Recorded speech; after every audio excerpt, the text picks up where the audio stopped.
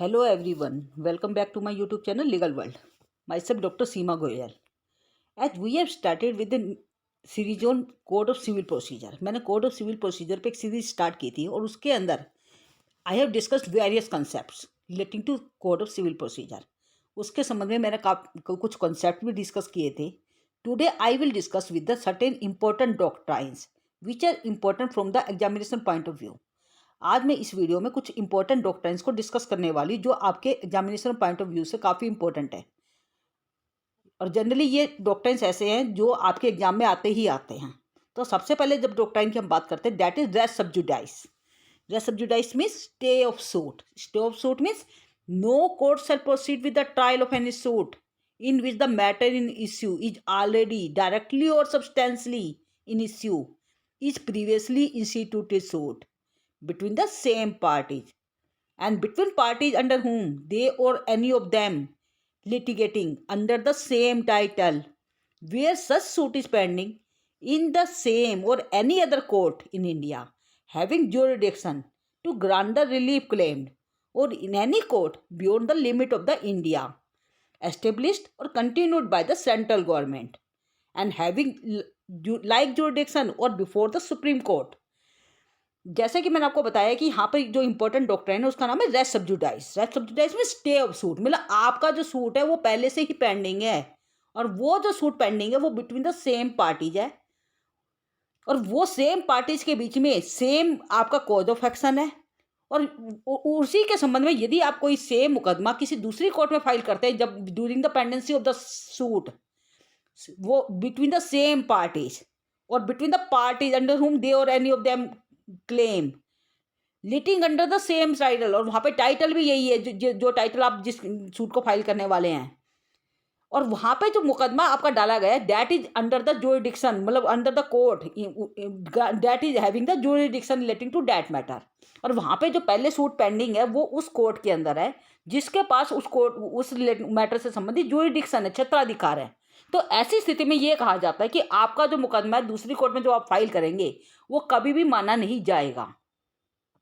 तो इसको कहते हैं स्टे ऑफ सूट. यदि हम देखें इसके संबंध में section 10 of the CPC deals with the stay of suit res sub judice. इसको आप डॉक्ट्राइन का जो नाम देते हैं दैट इज रेस सब जुडाइस. ये आपके इसी नाम से आपके एग्जाम में पूछा जाता है. तो रेस सब जुडाइस मैंने आपको क्या बताया, no court shall proceed with the trial. कोई भी कोर्ट ऐसे मुकदमे को कभी भी प्रोसीड नहीं करेगी जो यदि उस मुकदमे में जो मैटर आपका इशू है जो भी मैटर है जो इशू में है जो डायरेक्टली या सब्सटेंशियली बिल्कुल इशू सेम पार्टीज के बीच में between the same parties having the same claim. वहाँ पर बिल्कुल सेम वही मुकदमा है litigating under the same title और सेम टाइटल भी सेम है way the suit is pending. और जहाँ पे जो सूट पेंडिंग है एक ऐसी कोर्ट में है दूसरी कोर्ट में है which is having the jurisdiction जिसके पास जुरिडिक्शन उससे संबंधित क्षेत्राधिकार है. तो ऐसी स्थिति में वो दूसरी जो कोर्ट है जिसमें आप सेम मुकदमा फाइल करने वाले वो कभी भी उसे एंटरटेन नहीं करेगी. तो इसे कहता है स्टे ऑफ सूट या रेस सब जुडाइस. यदि हम देखें कि ये जो अब मैंने आपको प्रोसीजर बताया कि यहाँ पर कोई भी मुकदमा जो पहले से ही पेंडिंग है दूसरी कोर्ट में कोई भी दूसरी कोर्ट उसको कभी भी नहीं लेगी. इसका मेन उद्देश्य क्या होगा, मान के चलो यदि कोर्ट ने ऐसे अलाउ कर दिया नेचुरली कि वहाँ पे कोर्ट का टाइम वेस्ट होगा. कोई भी बंदा जिसको वहाँ से पहले कोर्ट में डाला है वो फिर दूसरी कोर्ट में पहुँच जाएगा. वहाँ से उसको लगेगा कि जल्दी डिसीजन नहीं मिल पा रहा. तो वहाँ पे इसका जो मेन उद्देश्य है वो क्या है, to avoid the wastage of time as they are already burden. क्योंकि आपको पता है कि हमारी कोर्ट पहले से ही बर्डन है, उसके अंदर इतने कोर्ट पहले डिसीजन पेंडिंग है जो आप मतलब गिनती नहीं कर सकते क्या. तो वहाँ पर बर्डन और बढ़ता चला जाएगा. यदि उन्होंने ऐसा अलाउ कर दिया तो वो कहीं ना कहीं बर्डन और जरूरत से ज़्यादा हो जाएगा. And to avoid the wastage of resources, कहीं ना कहीं कोर्ट के जो रिसोर्सेज हैं उनका भी मतलब वेस्टेज होना शुरू हो जाएगा यदि इस तरह की प्रोसीडिंग्स को अलाउ कर दिया जाता है. And to avoid conflicting decisions. और एक तरह से इनका जो डिसीजन है वो कॉन्फ्लिक्टिंग भी हो सकता है. जैसे पहली कोर्ट में हमने कोई डिसीजन मुकदमा डाला हुआ है उसका डिसीजन कुछ और हो सकता है कि आप दूसरी कोर्ट में जो वही सेम मुकदमा लेके जा रहे हैं तो हो सकता है उसका सेम दूसरी कोर्ट का मुकदमा जो जिसमें आपने डाला है दूसरी कोर्ट के अंदर उसका डिसीजन कुछ अलग हो जाए. तो कहने का मतलब वहाँ पे एक तरह से कॉन्फ्लिक्ट अराइज हो सकता है दोनों कोर्ट के बीच में. तो this means main object of this doctrine of res sub judice is to avoid the wastage of time. भाई टाइम की तो वेस्टेज है ही. इसके अलावा मैंने आपको बताया wastage of the resources of the court and the last one is to avoid the conflict in decision. And these are the three main parts, three main मतलब objects due to which this doctrine has been taken into consideration. तो जिसकी वजह से race सब्जुडाइज का जो मतलब जो procedure मैंने आपको बताया, जो डॉक्ट्राइन है, इसको अप्लाई किया गया है कि यदि आपका कोई मुकदमा किसी कोर्ट में पहले से ही पेंडिंग है तो आप उसी संबंध में दूसरी कोर्ट में मुकदमा कभी फाइल नहीं कर पाएंगे, क्योंकि वो दूसरी कोर्ट उसको एंटरटेन करेगी ही नहीं. तो this is known as res sub judice. तो इसके संबंध में यदि हम देखें तो केस लो एक मैंने यहाँ पे लिखा हुआ है, suit was instituted by the plaintiff company alleging the infringement by the defendant company by using the trade name of the medicine and selling the same in wrapper. यहाँ पे एक कंपनी के का कोई मुकदमा गया था किसी उसके संबंध में, तो वहाँ पर जो ट्रेड के मतलब एक सेम कोई कंपनी का मेडिसिन की कोई कंपनी थी, उसके नाम से कोई मुकदमा डाला गया था. तो वहाँ पे उस कंपनी ने क्या करा, सेम ही मुकदमा एक डिफरेंट कोर्ट में डालने की कोशिश करी थी. तो a subsequent suit was instituted in the different court, एक दूसरी कोर्ट में डालने की कोशिश करी by the defendant company against the plaintiff company with the same allegation. और उसमें एलिगेशन वही सेम लगाए गए थे जो पहले मुकदमे में लगाए गए थे. तो कोर्ट ने ये कहा कि subsequent suit should not be state.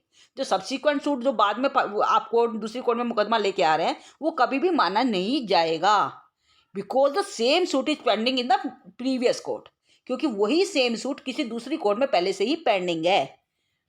As a result it might result in conflicting decision, क्योंकि इसकी वजह से एक डिसीजन जो है वो कॉन्फ्लिक्टिंग डिसीजन हो सकता है. तो दिस इज द आप कहेंगे कि ये एक ऐसा डॉक्ट्राइन है जो कहीं ना कहीं कोर्ट के द्वारा फॉलो किया जाता है कि यदि आपका एक मुकदमा किसी एक कोर्ट में पेंडिंग है तो you will not institute the same proceeding subsequent proceeding in the another court with in the मतलब same parties and same title. यदि आपकी पार्टीज भी सेम है, टाइटल भी सेम है, कॉज ऑफ एक्शन भी सेम है, तो आप उसी टाइटल से रिलेटेड सेम मुकदमा दूसरी कोर्ट में फाइल नहीं कर पाएंगे यदि सेम मुकदमा किसी पहली कोर्ट में पेंडिंग है. तो इसे कहते हैं रेस सब्जुडाइज, स्टे ऑफ सूट. तो स्टे ऑफ सूट के लिए आपकी कौन सी कंडीशन यहाँ पर वो की जाएंगी, तो condition for the stay of suit, condition for the res sub judice, कौन कौन सी कंडीशन आपको वेरीफाई करनी होगी. जैसा मैंने अभी आपको बताया कि स्टे ऑफ सूट कब माना जाएगा, रेस सब्जुडाइज कब माना जाएगा, कोर्ट किस आधार पर मना करेगी आपके सब्सिक्वेंट सूट को. इसके लिए कुछ कंडीशन बताई गई है, जैसे कि number 1, there must be 2 suit instituted at different courts. जैसे मैंने अभी आपसे कहा कि आपने पहले एक समय में आपने पहली कोर्ट में मुकदमा फाइल करा और उसी के संबंध में वही सेम मुकदमा आप दूसरी कोर्ट में लेके जा रहे हैं, तो कोर्ट कभी भी उसे एंटरटेन नहीं करेगी. Subsequent suit should not stay, मतलब वहाँ पे वो नहीं माना जाएगा कभी भी. सेकेंड है, the matter in issue in the latter suit is directly and substantially in issue in the earlier suit. पहले जो मुकदमा आपने पहली कोर्ट में जो फाइल किया था वही मैटर सेम डायरेक्टली या सब्सटेंशियली इश्यू में है, सेम मैटर है दूसरे सूट में भी. And such suit be between the same parties. और वो जो मुकदमा है जो पहली कोर्ट में फाइल किया गया और जो बाद में आप कर रहे हैं, उनके बीच में पार्टीज भी सेम है. And such earlier suit is still pending either in the same court और in the other competent court but not before a foreign court. ध्यान रखे चलना कि यदि वो फॉरेन कोर्ट में तब वो नहीं माना जाएगा स्टे ऑफ सूट, परंतु यदि वही सेम मुकदमा जो आप सब्सिक्वेंट कोर्ट में फाइल कर रहे हैं, तो वहाँ पर यदि वही सेम मुकदमा किसी इंडियन कोर्ट के अंदर है और जिसके पास ज्यूरिडिक्शन है उस मुकदमे से संबंधित, तो वो वहाँ पे आपका स्टे ऑफ सूट माना जाएगा. रेस सब्जुडाइज का जो प्रिंसिपल है वो लागू हो जाएगा. तो this is the res sub judice and that is one of the most important concept for the examination point of view. And the second concept is res judicata. जैसे मैंने आपको बताया था, रेस सब्जुडाइज जो है that is defined under section 10 of CPC. If we talk about the res judicata, that is defined under section 11 of CPC, जिसको कहते हैं bar of suit. Section 11 of the CPC deals with res judicata, that is bar of suit. Section 11 of the CPC says that doctrine of res judicata is that bar of restraint of repetition of litigation of the same suit. Means मान के चलो आपकी पहली court में आपने कोई मुकदमा file किया था, ए और बी के बीच में कोई मुकदमा फाइल किया गया था और कोर्ट ने उसमें डिसीजन दे दिया, court has adjudicated that matter and you want, और वो मैटर आपको पसंद नहीं, उसका डिसीजन आपको पसंद नहीं है और आप सेम मैटर दूसरी कोर्ट में दोबारा ले जाते हैं और आप कहते हैं कि ये मुकदमा मैं दोबारा से डालना चाहता हूँ, तो ऐसा आप नहीं कर सकते. Means bar on suit if the same matter has been adjudicated by the previous court. यदि सेम मैटर वो किसी प्रीवियस कोर्ट के द्वारा ये पहले से डिसाइड कर दिया गया, तो वो सब्सिक्वेंट जो कोर्ट है जिसके अंदर आप सब्सिक्वेंट सूट लेके आ रहे हैं वो कभी भी उसे एंटरटेन नहीं करेगी। There is bar of such suit. तो section 11 deals with res judicata, वो रेस जुडिकेटा के साथ डील करती है और वो ये कहती है इट इज, मतलब वहाँ पे ये कहा गया कि the doctrine of res judicata says that a subsequent suit should not be entertained by the another court if the same suit had been adjudicated by the previous court। यदि वही same suit between the same parties, यदि वो same title, यदि वो suit किसी पहले वाली court के द्वारा यदि उसको एडजुडिकेट कर दिया गया है, उसके अंदर डिसीजन दे दिया गया है, तो सेम मुकदमा दूसरी कोर्ट के द्वारा कभी भी लिया नहीं जाएगा। There is the bar of suit. तो दैट डील्स विद सेक्शन 11। ये सेक्शन 11 में इसको डिस्कस किया गया है। For the applicability of the res judicata, ये जो रेस जुडिकेटा का जो प्रिंसिपल मैंने आपको बताया, इसके लिए भी कुछ रिक्वायरमेंट होनी जरूरी है। वो कौन कौन सी है? There are 2 suits file at 2 different time. जैसे मैंने आपको रेस जुडिकेशन में बताया था कि 2 अलग अलग समय में 2 सेम मुकदमे फाइल किए जा रहे हैं। पहली कोर्ट ने मुकदमा फाइल किया गया था, उसने डिसीजन दे दिया, अब वही सेम मुकदमा दूसरी कोर्ट के द्वारा बाद में फाइल किया जा रहा है, तो वो एंटरटेन नहीं किया जाएगा। तो 2 different suits, 2 suits have been instituted in the 2 different times and both the matters are substantially the same। और दोनों के अंदर मैटर बिल्कुल सेम है, झगड़ा बिल्कुल सेम है, and the parties are also same. दोनों के बीच में पार्टी जो डिस्प्यूट ए और बी के बीच में पहले अराइज हुआ था, वही सेम ए और बी के बीच में अराइज हुआ है, means parties are also the same. And the previous institute जो पैरेलल सूट इंस्टीट्यूट किया गया था, that is conclusively decided, that is adjudicated by the previous court. उसको पहले वाली कोर्ट के द्वारा एडजुडिकेट कर दिया गया है, डिसाइड कर दिया गया है, और आप वही मुकदमा दूसरी कोर्ट में लाने वाले हैं। And the court in which previous suit is instituted was the competent court. और जो पहले कोर्ट में आपने इंस्टीट्यूट किया था मुकदमा, वो कोर्ट बिल्कुल कॉम्पिटेंट कोर्ट थी, that was having the jurisdiction, उसके पास जुरिडिक्शन था उससे संबंधित, वो सही कोर्ट के द्वारा डिसाइड किया गया था। तो ऐसी स्थिति में जो आप बाद में तो दूसरी कोर्ट में मुकदमे लेके आएंगे, वो कभी भी उसको नहीं लेगी। There is bar on such suit. तो वहाँ पे ये कहा जाता है कि वहाँ पे doctrine of res judicata apply हो जाएगा। और ये जो डॉक्ट्राइन ऑफ रेस जुडिकेटा जो मैं आपको बता रही हूँ, that is based on the public policy. ये एक तरह से पब्लिक पॉलिसी के बेस पर है। जैसे कि आपको पता है कि पब्लिक पॉलिसी क्या कहती है कि there should be end of litigation.